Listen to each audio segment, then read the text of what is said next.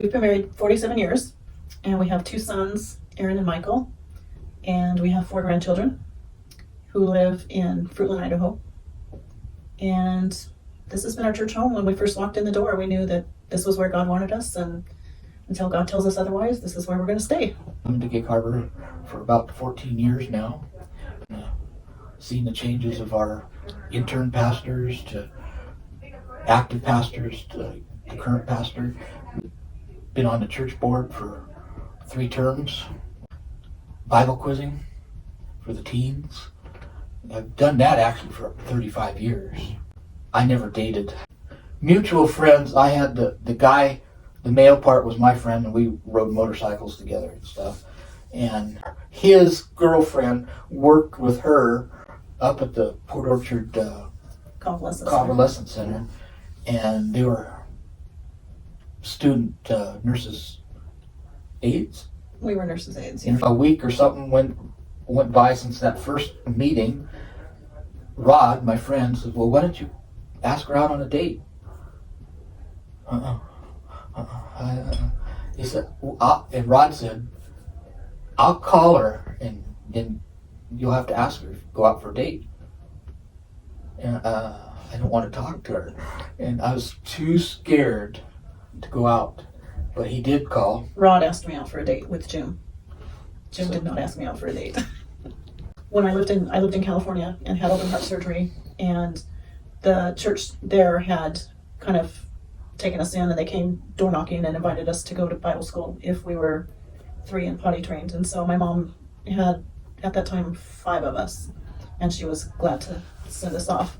So they picked us up and took us to Bible school, and then after Bible school was over, we enjoyed it so much that we started attending. My parents never attended, they were not Christians, and when I came to Washington, when I was 8, I looked for the Nazarene church here, and we had wonderful people in Port Orchard that picked us up and took us every Sunday. When I gave my heart to the Lord, I was serious about what I was doing, and we had people that paid for us to go to church camp and stuff. Well, my sister and I went to church camp. I just never turned away from the Lord. I thought my teen years were just horrible when I look at what the kids are going through today, and it's like, I had a really easy life. But my family took in foster kids through the 30 years of that time. We had 160 some foster kids through our home. And I just always, I didn't have any big thing because I never really, I backslid, I guess, I never walked away from the Lord, and I never got into drugs, never got into alcohol, never got into anything that would pull me far away.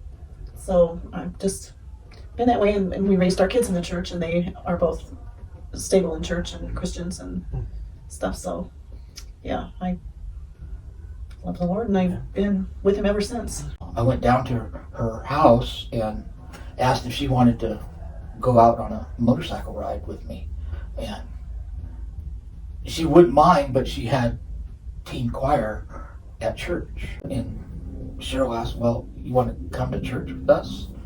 We happened to have one Sunday evening was a missionary.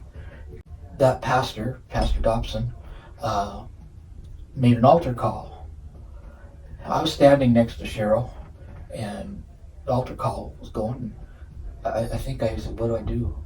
And she was kind of holding my hand, I think, and she says, "Go." So I went up to the altar, and at that time I accepted the Lord as my Savior, and because I was just bawling, and it was just hitting me, and wow, being transformed here, and what a feeling. And I kept up with the youth pastor at that time, kept asking. I said, "Have you heard about teen quizzing, Bible quizzing?" No, I didn't know any of it. And so it went on about 6 or so months, and I asked the youth pastor again. He says, "Any more on the teen quizzing?" And I said, "Well, you're the only one that's asking about it." He says, "How about you? And I figured that's what God was doing anyway, was moving me in this pathway, putting those words in my mouth to ask about teen quizzing. And so there it blossomed. I had my first quiz team, and it blossomed for about 35 years. And So it's just an amazing venture what God's got planned.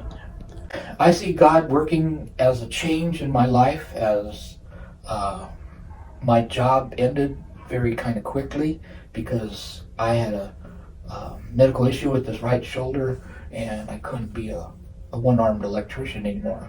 And so God took that as a step towards retirement. What I see God doing is changing my life in this retirement aspect as to keep showing me be faithful. The steps are always there.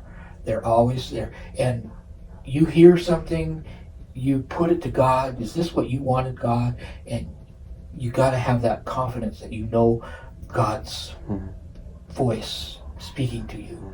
He shows you things. He tells things. He hears messages from the pastor. There's things that God has worked in my life. I had a surgery that had to be repaired on my left ear. God's been with me in that aspect of that surgery. Well, I can see from the time that Jim was terminated from his job, which was devastating to us. He had no warning. He went to work on a Monday morning and they terminated him that day. Escorted him off the base, took his tags, his keys, and he was done. And we were panicked because we weren't quite ready for retirement. But I see God working through that time. The COVID stuff came up after that, and he would have been with a bunch of military guys daily. And where he worked in the TTF, the training facility, is all guys there training all day, every day, and that's where he worked specifically. So I see God protected us from that. And then he sent this wonderful family into our lives who, I don't know how, I met her online on Facebook, and they have literally, their kids come out and mow the lawn, they weed eat, they brought us firewood when we didn't have any firewood.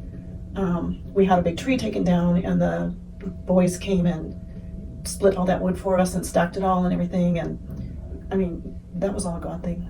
And they continue to watch over us, constantly bringing us stuff and, just offering to help and getting really upset if we don't call him for help. So God definitely has watched over us through this whole thing, and we're surviving and we're doing good and we've stayed healthy, and that's Amen.